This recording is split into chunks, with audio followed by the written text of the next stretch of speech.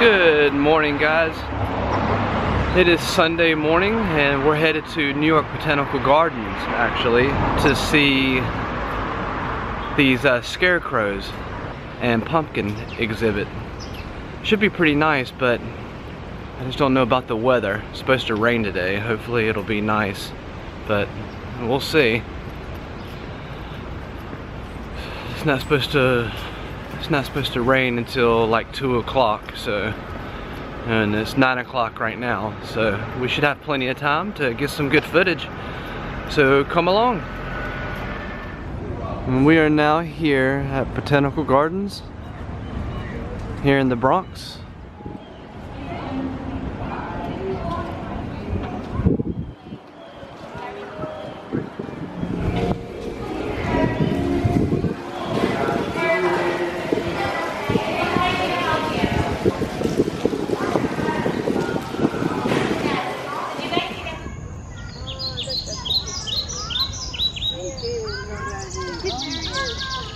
Look at the pumpkin.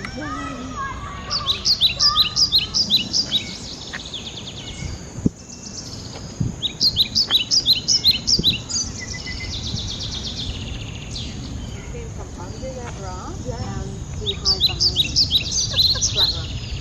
He's so cute.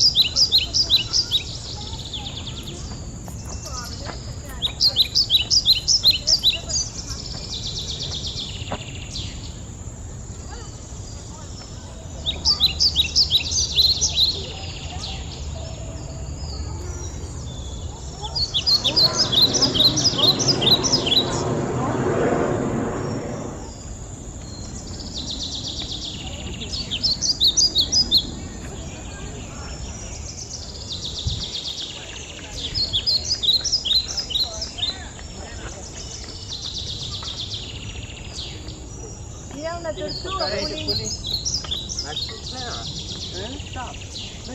Hey, stop.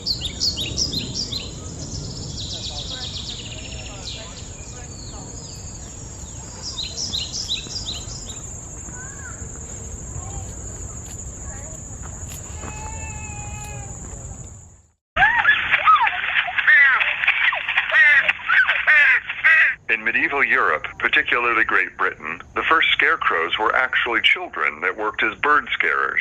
They would patrol the fields of grain, clapping blocks of wood together, or shaking noisy bags of stones, chasing birds away from crops. In 1348, the bubonic plague decimated the population. Farmers turned to making fake scarecrows, stuffing old clothes with straw, placing a turnip or gourd on top for a head, and mounting the figures in the fields to ward off pests.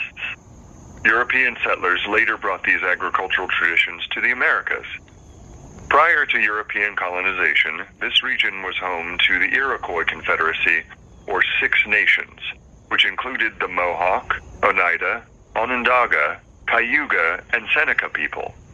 The Seneca lived throughout the present-day state of New York and Finger Lakes region. They cultivated many crops, including beans, squash, and corn, which served as a staple food.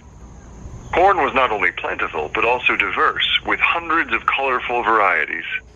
The Seneca people also protected their crops from crows by soaking corn seeds in a mixture of herbs prior to planting.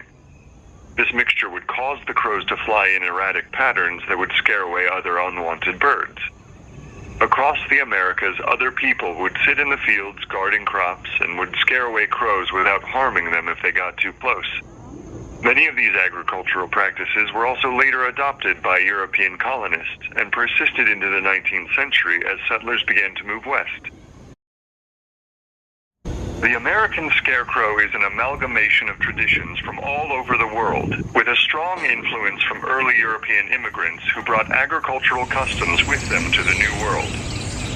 Scarecrows were originally used to guard fields of crops from birds and other animals that would destroy newly planted corn and seeds during the springtime.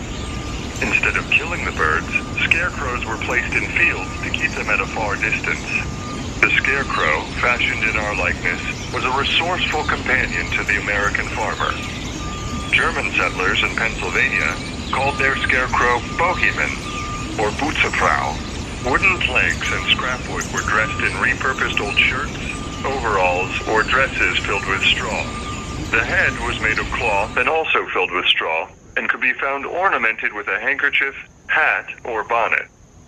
It is believed that crows actually can benefit the farmer, eating insects that destroy crops.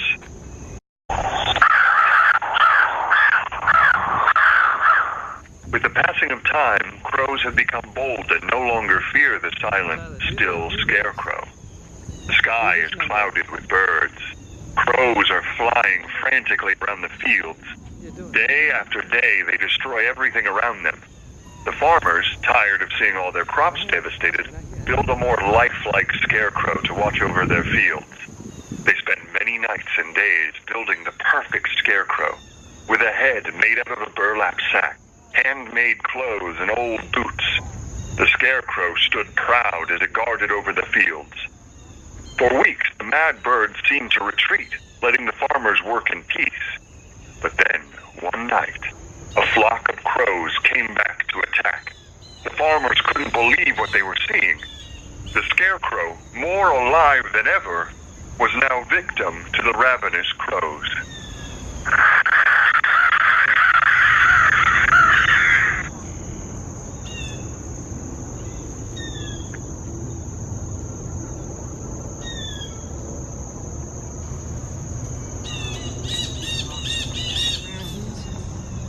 I'm scared.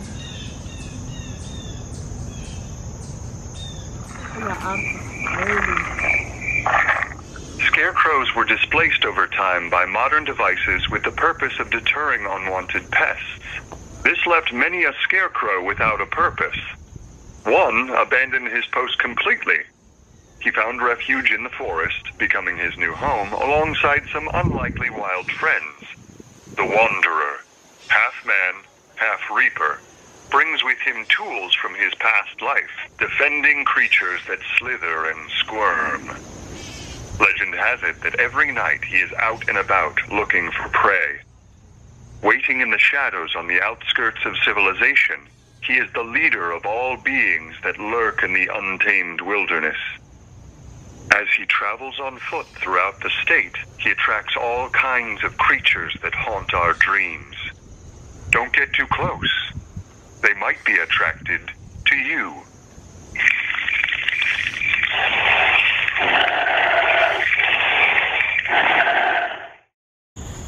Around the world, agriculturally based peoples have been fashioning scarecrows for over 3,000 years.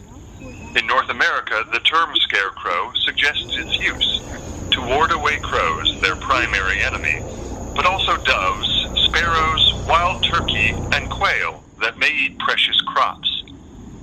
Other countries have their own names and purposes, such as bringing forth rainfall during periods of drought and summoning gods of good harvest. These are the names of scarecrows from around the world. French. Épouvantail. Japanese. Kakashi. German. Vogelscheuche. Korean.